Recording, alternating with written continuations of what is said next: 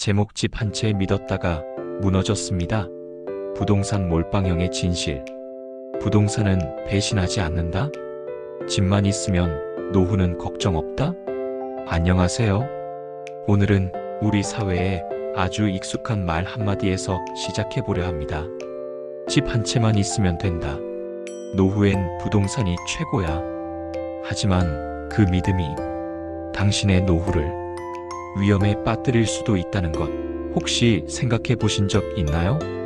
일부 나는 실패한 사람이 아니었습니다. 올해 68세 이문자 씨. 평생 장사를 하며 두 아들을 키웠고 남편 없이도 열심히 살아오신 분입니다. 내 자식한테는 꼭 집 한 채는 물려줘야지. 그런 마음으로 50대 중반에 자신이 살던 소형 아파트를 팔고 서울 외곽 신도시의 30평 아파트를 사셨어요. 당시 가격은 4억 8천. 본인은 그 집이 자산이고 노후 보장이라 믿으셨습니다. 이부 전 재산은 집 한 채였습니다.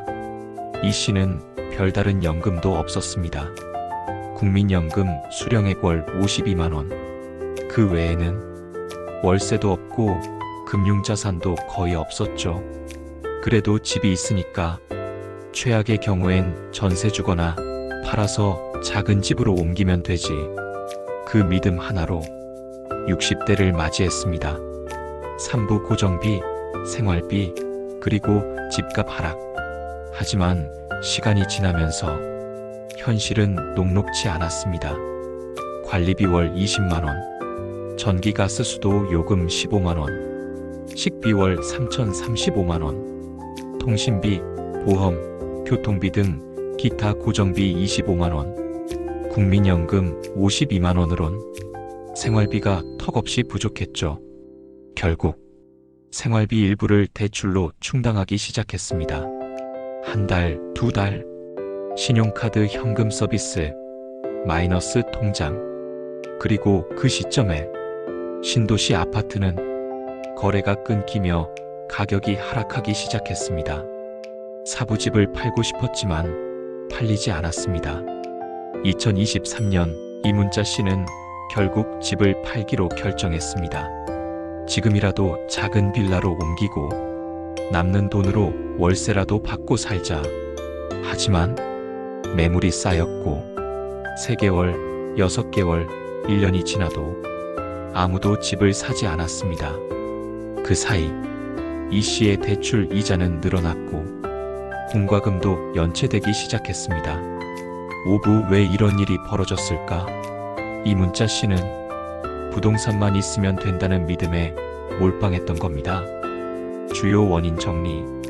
부동산이 유일한 자산. 연금 현금 흐름 대비 구조 없음. 부동산 유동성에 대한 고려 부족. 지역 가치 하락 시 리스크 통제 불가능. 건강 악화 시 매각이 불가능해짐. 집을 팔면 되지는 팔 수 있을 때나 가능한 말입니다.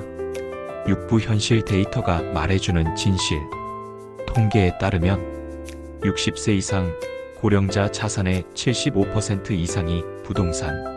실제로 노후에 집 한 채만 남는 사람들 비율 약 54%.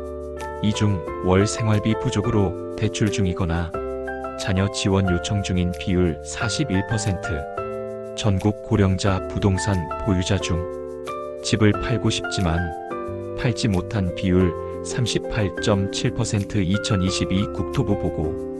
7부 부동산 몰빵형이 위험한 이유. 부동산 몰빵형의 특징은 이렇습니다. 1. 자산 총액이 커 보여 착각에 빠짐. 2. 유동성이 없어 현금 흐름이 끊기면 바로 위기. 3. 부동산 시장이 침체되면 출구가 막힘. 4. 건강, 의료, 간병 등의 긴급 상황에 대처 불가. 5. 감정적 애착이 커 처분 시기 놓침. 즉, 가진 게 많다고 느끼지만 쓸 수 있는 돈은 없고 팔 수 있는 타이밍은 지나가기 쉽습니다. 팔부 자산이 있어도 가난한 삶. 이문자 씨는 그 후 집을 급매로 내놓고 1억 2천만 원 손해보고 매각했습니다. 그리고 전세 보증금 8천만 원짜리 빌라로 이사하며 남은 돈 1억 원으로 매달 생활비를 쓰고 계십니다. 집이 있을 땐 가진 게 많다고 생각했는데 팔고 나니 비로소 살 수 있게 되더라고요. 구부 지금부터 할 수 있는 준비 5가지. 지금이라도 부동산 몰빵에서 벗어나려면 이 5가지를 꼭 체크하세요. 1. 부동산 자산 비율 점검. 총 자산 중 부동산이 70% 넘으면 위험 신호. 2. 유동성 확보. 월 현금 흐름 확보를 위한 현금성 자산 확보. 3주택 연금. 매각 후 임대 전환 고려. 특히 자녀와 동거하지 않는 1인 가구는 더욱 필요. 4. 지역 가치 변화 지속 체크. 투자용이 아닌 거주용이라도 시세 흐름은 꼭 점검. 5. 부동산 외 소득원 설계. 월세, 임대, 연금, 소일거리, 디지털 노동 등 다각화. 10부 부동산보다 중요한 것.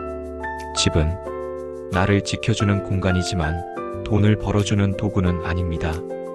노후에 필요한 건 크고 좋은 집이 아니라 적당한 집, 충분한 유동성, 안정된 흐름입니다. 11부 화자의 마무리 이야기. 저는 이문자 씨의 이야기를 듣고 집에 대한 생각이 달라졌습니다. 내 집 마련이라는 말이 어쩌면 너무 무겁게 들렸어요. 지금도 수많은 분들이 자식 물려주려고 남들 눈치 때문에 혹은 심리적 안정감 때문에 무리하게 부동산에 몰빵하고 계십니다. 하지만 당신의 노후는 남이 아니라 당신이 살아가야 할 시간입니다. 오늘 이야기 어떠셨나요? 집이 전부인 시대는 이제 지났습니다. 집은 삶의 일부지 당신 삶의 전부가 되어서는 안 됩니다.